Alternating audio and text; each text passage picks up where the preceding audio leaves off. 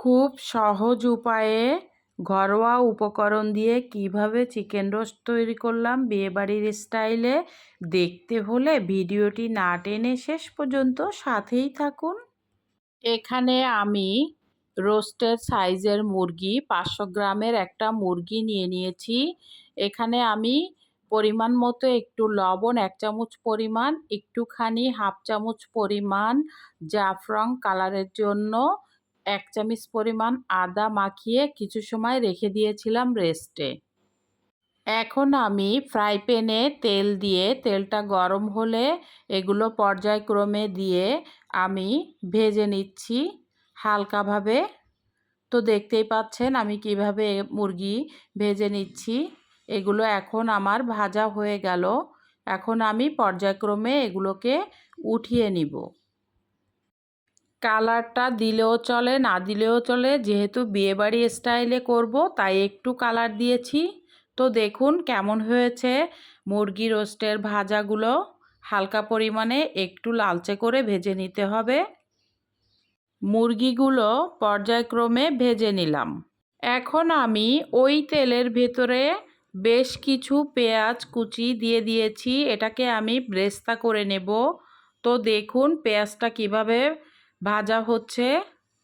তো এভাবে বাদামি কালার করে একটু মুচমুচে করে ভেজে নিতে হবে। সব পেঁয়াজগুলো ভাজা হয়ে গেল। 7 থেকে 8 টুকরো পেঁয়াজ নেওয়া হয়েছে। এবার এখানে আমি বড় সাইজের 3 টুকরা পেঁয়াজ কুচি, সাথে কাঠবাদাম চীনাবাদাম কিছু পরিমাণ মতো নিয়ে নিয়েছি। এটাকে আমি ব্লেন্ড করে নিলাম। এখন আমি একটা ফ্রাই প্যানে আবারও তেল দিয়ে 2-3 টুকরা কাঁচা পেঁয়াজ আবার কুচিটা দিয়ে দিলাম চুলার উপরে।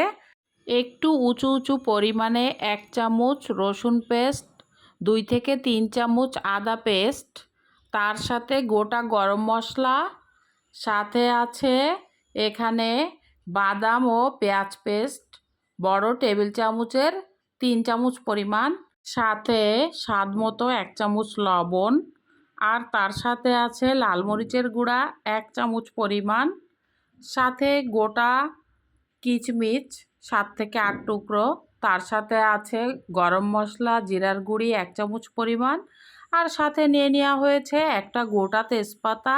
তো এগুলো সব একসাথে দিয়ে এখন আমি মিশিয়ে ভালোভাবে নেড়ে চেড়ে জাল করে নিব। তো এখন আমি আগে থেকে রাখা পেঁয়াজ বেরেস্তার অর্ধেকটা পরিমাণ আমি মশলার ভিতরে দিয়ে দিয়েছি। এটা দেওয়ার পরে বেশ কিছুক্ষণ নাড়াচাড়া করে কিছুটা তেল ফোটা পর্যন্ত নাড়াচাড়া করে অপেক্ষা করতে হবে। তো দেখতেই পাচ্ছেন। তো এখন আমি হাতে বানানো ঘরে বানানো টমেটো সস প্রায় 1 টেবিল চামচ পরিমাণ দিয়ে দিলাম। তো দেখতেই পাচ্ছেন এটাকে ভালোভাবে নেড়েচেড়ে মিশিয়ে দিয়েছি। এখন আমি জায়ফল জয়িত্রী বাটা 1 চামচ পরিমাণ দিয়ে দিয়েছি। তো এই তো এবার আমি সব ভালোভাবে মশলাগুলোকে মিশিয়ে নিচ্ছি। এবার আগে থেকে ভেজে রাখা রোস্টের মুরগিগুলো সব দিয়ে দিলাম মশলার ভেতরে। এটাকে ভালোভাবে নেড়ে চেড়ে এখন আমি মিশিয়ে দিব।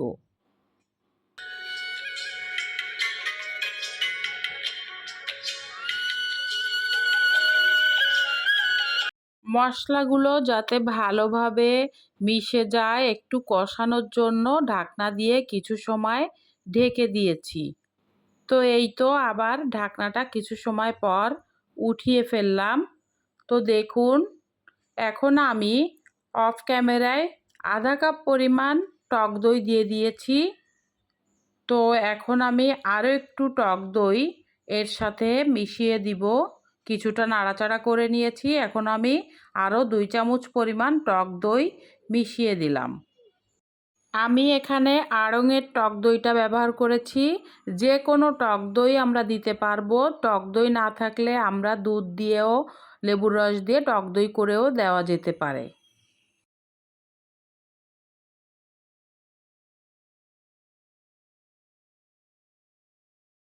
আবার কিছু সময়ের জন্য ঢাকনা দিয়ে ঢেকে দিলাম। একটু জাল করে নিতে হবে, ভালোভাবে তেলটা ফুটে উঠবে। দইটা মিশে যাবে।